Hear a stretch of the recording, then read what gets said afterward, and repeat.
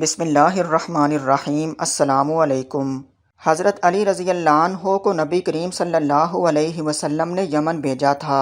وہاں کے لوگ شیر کا شکار کرنے کے لیے گڑھا کھودا کرتے تھے اور مختلف تدبیروں سے شیر کو اس گڑھے میں گرا کر اس کا شکار کرتے تھے۔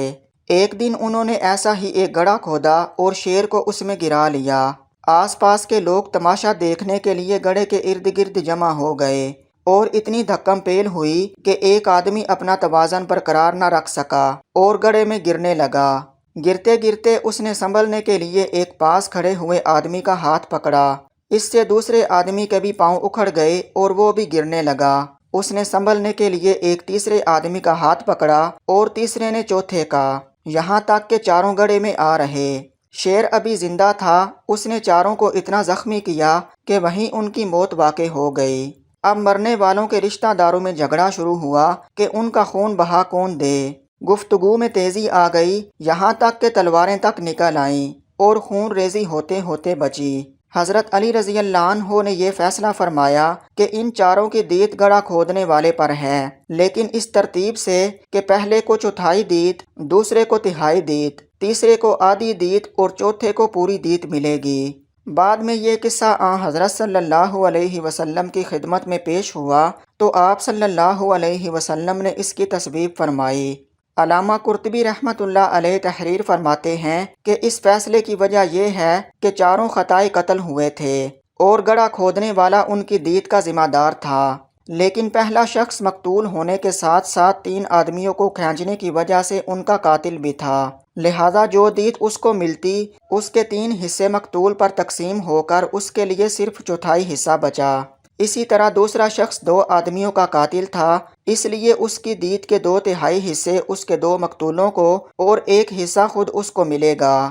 تیسرا شخص 1 آدمی کا قاتل تھا، اس کے لیے آدھی دیت اس کے مقتول کی اور آدھی دیت خود اس کی ہوگی، اور چوتھے نے کسی کو نہیں کھینچا، اس لیے اسے پوری دیت ملے گی۔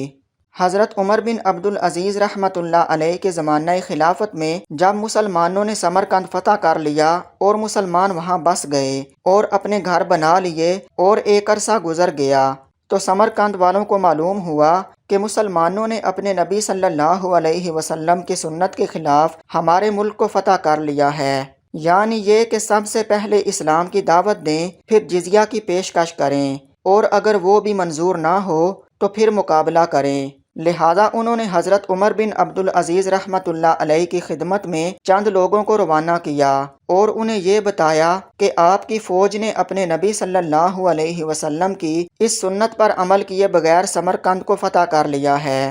حضرت عمر بن عبدالعزیز رحمۃ اللہ علیہ نے سمرقند کے قاضی کو حکم دیا کہ عدالت قائم کرو، پھر اگر یہ بات صحیح ثابت ہو جائے تو مسلمان فوجوں کو حکم دیں کہ سمرقند چھوڑ کر باہر کھڑے ہو جائیں، پھر اس سنت پر عمل کریں۔ چنانچہ قاضی نے ایسے ہی کیا، وہ بات صحیح ثابت ہوئی تو مسلمانوں نے سمرقند خالی کر دیا اور شہر سے باہر جا کر کھڑے ہو گئے۔ جب وہاں کے بت پرستوں نے مسلمانوں کا یہ عدل و انصاف دیکھا جس کی مثال دنیا کی تاریخ میں نہیں ملتی، تو انہوں نے کہا کہ اب لڑائی کی ضرورت نہیں، ہم سب مسلمان ہوتے ہیں۔ چنانچہ سارا کا سارا سمرقند مسلمان ہو گیا۔